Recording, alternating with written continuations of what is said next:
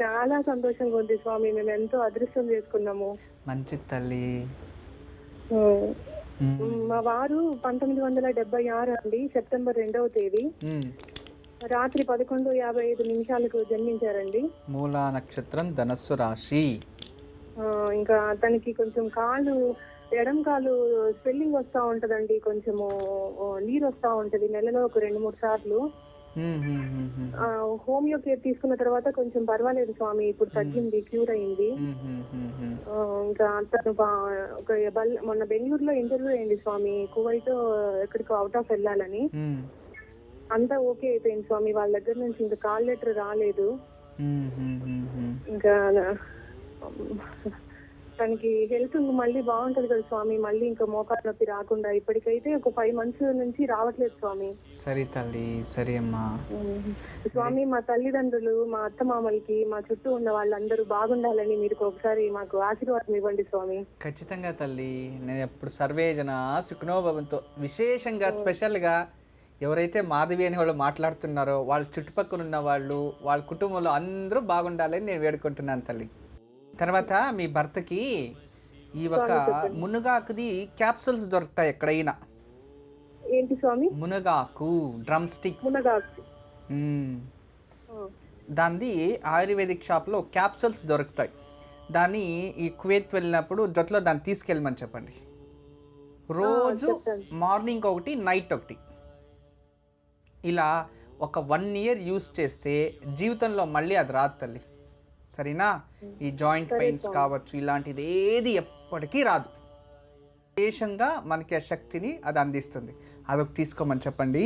కానీ కువైత్ నుంచి వస్తుందమ్మా లెటరు. ఇంకొక 1 weekలో మీకు అందేస్తుంది. ప్రాబ్లం లేదు తల్లి. ఇంకొక దాదాపు 1 weekలోనే మీకు అక్కడి నుంచి గుడ్ రిజల్ట్ వస్తుంది. మీ భర్త వెళ్తారు, మంచిగా ఉద్యోగంలో కూడా అక్కడ మంచి పేరు, ప్రతిష్ట, గుర్తింపు తీసుకుంటారు. మీరు ఎలాంటి కంగారు పడాల్సిన అవసరం లేదు. ఎన్ని సంవత్సరాలు అయింది పెళ్ళయి? 13 సంవత్సరాలు అవుతుంది స్వామి. 13 years. అప్పుడు మీకెంత ఏజు పెళ్ళైనప్పుడు? అప్పుడు 19 సంవత్సరాలు స్వామి. సరే తల్లి. సంతానం ఎంతమంది? 2 అమ్మాయిలే స్వామి. 2 అమ్మాయిలే. ఏం చదువుతున్నారమ్మా? పెద్ద అమ్మాయి 7th క్లాస్, చిన్న అమ్మాయి 2nd standard. Very good. బాగా చదివించండి పిల్లల్ని. స్వామి, ప్రతిరోజు ఒక చిన్న స్ఫటిక లింగము, ఒక నందిని పెట్టుకొని ప్రతిరోజు అభిషేకం చేసుకుంటాం స్వామి. చేయండి తల్లి. నందిని కూడా పెట్టి చెయ్యొచ్చా స్వామి? నాకు చిన్న డౌట్.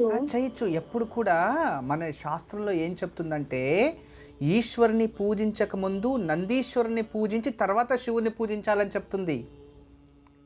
అప్పుడే పూర్తి ప్రతిఫలం. అందుకే ఎప్పుడు కూడా పెద్ద పెద్ద దేవాలయంలో ఫస్ట్ బయట మనకి నంది దర్శనం ఇస్తాడు. నందిని చూసి నమస్కరించి మళ్ళీ పరమేశ్వరుని చూడాలంట. అందుకే అన్ని చోట్ల చూడండి, శివుడు ఇంత ఉంటే నందీశ్వరుడు మాత్రం పెద్దగా ఉంటాడు. వేరే దేవాలయంలో విగ్రహం పెద్దగా ఉంటే వాహనం చిన్నగా ఉంటుంది. తర్వాత వెండి కొబ్బరి ఇవన్నీ వేసి జిడ్డు పదార్థాలను ఎక్కువ సేవిస్తారు. ఎందుకంటే నువ్వులు ఉష్ణం, తర్వాత బెల్లము ఉష్ణం, తర్వాత ఇది కొబ్బరి కలిపి సేవిస్తారనమాట. దీని జೊತೆలో పల్లీలు ఉంటాయి చూడండి, అవి మిశ్రణం చేస్తారు. ఇవన్నీ జిడ్డు పదార్థాలని మన దేహానికి సేవించడం వల్ల దేహాన్ని ఉష్ణోగ్రతను పెంచి ఆ చలి ఏదైతే ఉంటుందో దాన్ని తగ్గించి ఈ ఒక రోగ నిరోధక శక్తిని పెంపొంది మనకి రోగాలు రాకుండా చూసుకుంటుంది అని ఒక అద్భుతమైన వైజ్ఞానికంగా ఉన్న ఒక హిస్టరీ. ఈరోజు విశేషంగా మనం ఏం చేయాలంటే, అశ్వత్థామో బలిర్వ్యాసో అనుమంచో విభీషణ కృపా పరశురామచ్చ సప్తైతే చిరంజీవిన అని చెప్పుకొని ఉదయాన్నే అభ్యంగ స్నానం చేసి లేచి, లేదా గంగా తీరంలో, నదీ తీరంలో వెళ్ళి, సముద్ర తీరంలో వెళ్ళి స్నానం చేసి పితృలకి కూడా తర్పణాలు వదులుతారు ఈరోజు. అంతేకాకుండా ఈరోజు నక్షత్రంలో మకర సంక్రమణుడు ఉద్భవిస్తాడు, సృష్టి అవుతాడు. ఇతను విశేషంగా మకరము సంక్రమణుడు, మకర సంక్రమణ అంటాం. అంటే ఈ మకర సంక్రమణుడు ఎలా ఉంటాడు, అతను ప్రపంచం పైన ఎలా వస్తాడు, రైతులకి ప్రపంచం పైన ఎలా ఉంటుంది అని కూడా ఈ సంక్రమణ ఒక విశేషంగా పంచాంగంలో చెప్తుంది. అంటే చూడండి మనకి ఏం జరుగుతుందంటే, ఈరోజు చూడండి విశేషంగా పురుషస్య నామ అంటే మకర సంక్రమణ పేరు ఈ పురుషుడు అతను రాక్షసి, దాని పేరు. అంటే రాక్షసుల రూపంలో ఉంటాడు. దీని రాక్షసుడు భూమిపై వచ్చిందంటే భూమికి పీడ అంటే దారిద్రము వచ్చే ఛాన్సెస్ ఉంది. చూసారా? తర్వాత అదే వారఫలం అంటే స్థిరవాసరహే అంటే శనివారం రోజు రావడం వలన జనాల మధ్య కలహాలు సృష్టి అవుతాయి ఎక్కువ. తర్వాత ధాన్యంలో అంటే చెరుకు ఎక్కువని పండుతాము ఈ సంవత్సరంలో అని అర్థం. తర్వాత విశేషంగా పక్షం అంటే ఈ ఒక కృష్ణపక్షంలో ద్వితీయంలో వచ్చింది కదా, అందువల్ల దుర్భిక్ష అంటే దుర్భిక్ష, వ్యాధి, చోరభయం, జనాలు కొంచెము ఈ బద్ధకములు చేసుకొని మనకి చాలా వ్యాధి, నానా విధమైన రోగాలు వచ్చే ఛాన్సెస్ ఉంటుంది. చోరం అంటే దొంగలు, చోర అంటే దొంగలు అన్నమాట. అంటే దొంగల భయంతో చాలా బాధపడాల్సి వస్తుంది. అంతేకాకుండా క్షత్రియ పీడ చూడండి, అంటే వ్యవసాయం చేసేవాళ్ళు వాళ్ళకి దారిద్రం వస్తుంది, కష్టాలు వస్తాయి అని చెప్తూ ఉంది. అంతేకాకుండా లగ్నఫలం మేష లగ్నంలో సూర్యుడు అక్కడ ఉచ్చస్థానాధిపతి కాబట్టి ఇక్కడ దుర్భిక్షానికి సుభిక్షము అని చూపిస్తుంది. అంటే లగ్నానికి దానికి ఈక్వల్ అయింది, మధ్య భాగంలో ఉంటుంది. అంటే అతివృష్టి ఎంత ఉంటుందో అనావృష్టి ఉంటుంది. తర్వాత ఈ ఒక ఆశ్లేష నక్షత్రం రావడం వలన మందాలోచన సృష్టి అని చెప్తూ ఉంటుంది. తర్వాత లాస్ట్ ఇయర్ మనం మాట్లాడుకున్నాం యుగాది సమయంలో, అంటే దేహంలో మన భారతదేశంలో ఒక అద్భుతమైన సంచలనం జరుగుతుంది.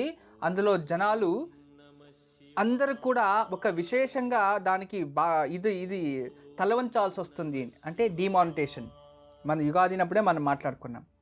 అంతేకాకుండా లాస్ట్ ఇయర్ మనం ఏమనుకున్నాము, బిరుగాలి, ఎక్కువ గాలితో వరదలతో ప్రాబ్లమ్స్ వస్తుంది మన దక్షిణ భారతంలో అనుకున్నాము. మనకి చెన్నై వచ్చింది. అంతేకాకుండా ఒక ఉన్నతమైన స్థానంలో ఉన్నవారు స్వర్గప్రాప్తి అవుతుంది అనుకున్నాము. అదే రకంగా జరిగిందనమాట. ఇవన్నీ మనకు తెలుస్తూ ఉన్నాయంటే జ్యోతిష్య శాస్త్రంలో ఇంతకుముందు మనం ఏదైతే అనుకున్నామో అవన్నీ చక్కగా జరుగుతూ ఉన్నాయి. అంటే విశేషంగా పంచాంగంలో ఉండేదన్నీ కూడా ముందరికి చక్కగా జరుగుతాయి. దానివల్ల మనం జాగ్రత్తగా ఉండాలి అని చెప్తూ ఉంటుంది. అంతేకాకుండా విశేషంగా ఈ ఒక మకర సంక్రమణుడు అంటే ఈ ఒక రాక్షసి అని ఏమంటాము, కెంపు ఎర్రటి వస్త్రాన్ని వేసుకొని తర్వాత ఒళ్ళంతా మట్టి రాసుకొని, ఆ రాక్షసుడు ఒట్టంత మట్టి రాసుకొని తర్వాత యువక్షతలను చేతిలో పట్టుకొని తర్వాత దాసవాళ పుష్పం, దాసవాళ అంటే మనది ఇది మందార పుష్పాన్ని పట్టుకొని గోమేదక భూషణ మరియు ఈ ఒక నల్లటి పూసలు వేసుకుంటూ, అంతేకాకుండా ఒక వెండి పాత్రలో మట్టిని ఆహారంగా చేయించుకొని ఒక ఏనుగు వాహనంతో, అంతేకాకుండా ఈ ఒక డాంకీ అంటాం కదా, దాన్ని ఏమంటాము, గాడిద బుద్ధితో ఉంటుంది అని అర్థం. అంటే ఈ వర్ణలో ఏం చూపిస్తున్నారంటే అతివృష్టి అనావృష్టి. జనాలు విపరీతమైన స్వార్థ బుద్ధితో నెగిటివ్ థాట్స్ పెంచుకొని ఊహము లేనిది ఉండేదంటూ ఊహించుకొని దానిలో బతకడానికి అతిహాసతో వెళ్ళి చాలా కష్టపడతారో చూపిస్తుంది. దీని అర్థం అంతే, ఒకే రకంగా చెప్పాలంటే. అందువలన చాలా జాగ్రత్తగా ఉండాలి. అందువలన ఈ ఒక విశేషంలో ఈ సంవత్సరంలో జనాలు అతి సంతోషంగా మధుపానాసక్తులై అంటే మద్యపానంలో ఆసక్తులై అతి కామముతో స్వార్థంతో వాళ్ళు ఇష్టం వచ్చినట్టు ప్రవర్తించి పాపాలు చేయడానికి ప్రేరేపిస్తుంది ఈ రాక్షస గుణము అని. అలా మనకు రాకూడదు అంటే మనం ఏం చేయాలి తెలుసుకోవాలి కదా. ఇప్పుడే తిరిగి వచ్చి చెప్తా, వెయిట్ చేయండి.